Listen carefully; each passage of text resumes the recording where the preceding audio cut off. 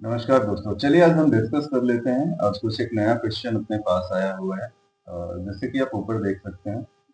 एक मित्र ने अपने से पूछा है कि बाजार के अंदर जब भी एफआईआई सेलिंग करते हैं, तो इस सेलिंग की कंडीशन में डीआईआई हमेशा बाजार को संभालने के लिए बाई डायरेक्शन की तरफ जाता है। तो क्या एफआईआई के सेलिंग के टर्म में डीआईआई के ऊपर ऐसा प्रेशर होता है गवर्नमेंट का या किसी चीज का कि उसे स्टॉक खरीदना ही खरीदना है, ऐसा उनका क्वेश्चन है। चलिए इस चीज को हम समझ लेते हैं, क्योंकि ये क्वेश्चन काफी कॉमन सा है और अगर हम थोड़ा बहुत भी मार्केट को मॉनिटर करते हैं तो ऐसा क्वेश्चन अपने पास आ सकता है। क्योंकि अक्सर देखा गया है कि बाजार के अंदर जब भी एफआईआई सेलिंग मोड पे आता है तो डीआईआई वहां पे जम करके खरीदारी करता है बाजार को होल्ड करने के लिए। वो एक्चुअल बाजार को होल्ड करने के लिए करता है या डीआईआई की स्ट्रेटेजी है, इस चीज को हम आज समझ लेंगे। दूसरा, अगर एफआईआई सेलिंग बाइंग मोड में आता है तो ऐसे कंडीशन में डीआईआई अपने को सेल साइड जाते हुए दिखाई देता है। तो इन पहलुओं के ऊपर हम डिस्कस करते हैं, लेकिन उससे पहले आपको दो से तीन चीजें ऐसी है जो समझना काफी ज्यादा जरूरी हो जाता है। सबसे पहला, हम जिस मार्केट के अंदर ट्रेड कर रहे हैं इस मार्केट में चार तरीके के पार्टिसिपेंट आते हैं। पहला एफआईआई, जो फॉरेन इंस्टीट्यूशनल इन्वेस्टर है, जो भी विदेशी निवेशक है वो सारे एफआईआई की कैटेगरी के अंदर आ जाते हैं। दूसरा डीआईआई, डोमेस्टिक इंस्टीट्यूशनल इन्वेस्टर है, जो अपने इंडियन मार्केट के लाइकवाइज म्यूचुअल फंड कंपनी हो गया, बैंकिंग सेक्टर हो गया, ये सारे जब मार्केट के अंदर इन्वेस्ट करते हैं तो वो डीआईआई की कैटेगरी के अंदर आ जाता है। तीसरा प्रॉपराइटरी डेस्क।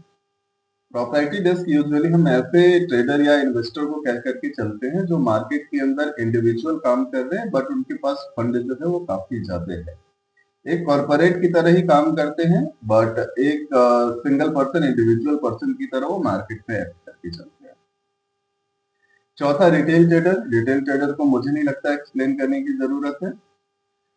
तो ये तीन तरह के जो बड़े प्लेयर हैं, एफआईआई, डीआईआई और प्रॉपर्टी डेस्क, इसके बीच में पोजीशन का एक्सचेंज काफी ज्यादा देखने को मिलता है। किस तरीके से मिलता है इसको हम थोड़ा सा समझाने की कोशिश करते हैं। मैं डेटा को करीब 2019 से कंटिन्यूसली मॉनिटर करते आ रहा हूँ और 2019 से डेटा मॉनिटर करते हुए मुझे जितना समझ में आया है वो सबसे पहली चीज है कि एफआईआई मार्केट के अंदर ट्रेडर की तरह एक्ट करता है। इस चीज का ध्यान रखिएगा, क्योंकि मैक्सिमम टाइम एफआईआई को ऐसा देखा गया है कि बाजार इंक्रीज होने के क्रम में खरीदना, बाजार डिक्रीज होने के क्रम में सेलिंग मोड एक्टिवेट हो जाना, यानी जैसा कंडीशन है वो मार्केट के अंदर वैसा एक्ट करता है।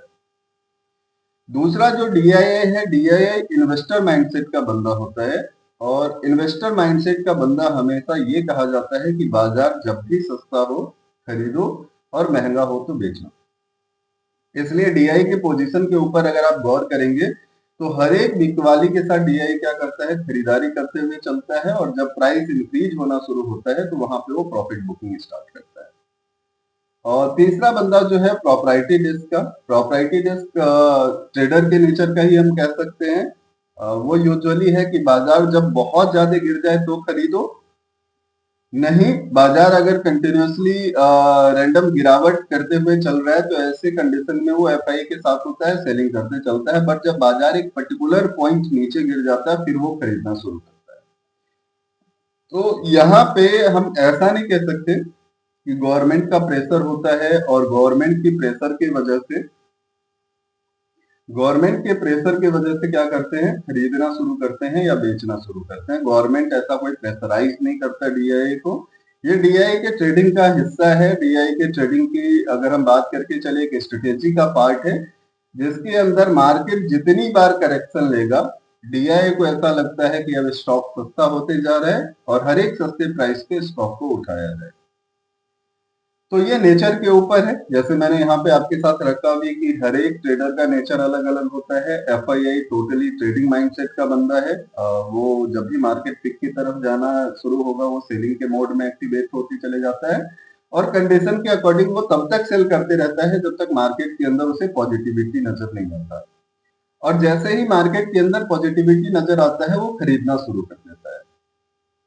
बट अगर हम डीआई की बात करके चले तो डीआई इसके जस्ट अपोजिट काम करता है। डीआई जितनी मार्केट के अंदर गिरावट आती चलेगी उसे ऐसा लगता है कि मार्केट जो है शेयर का प्राइस जो है वो सस्ता होते हुए चल रहा है और सस्ते प्राइस पे शेयर को उठाया जाए, बाद में तो प्राइस को ऊपर जाना है।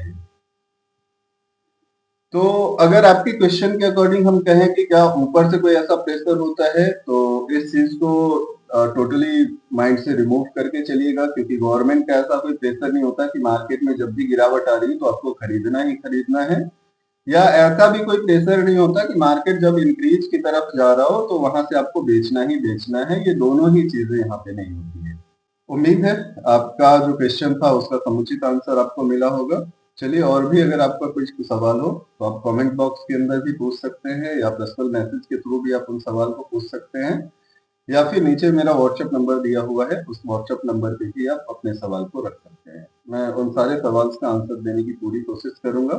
तब तक के लिए जय हिंद।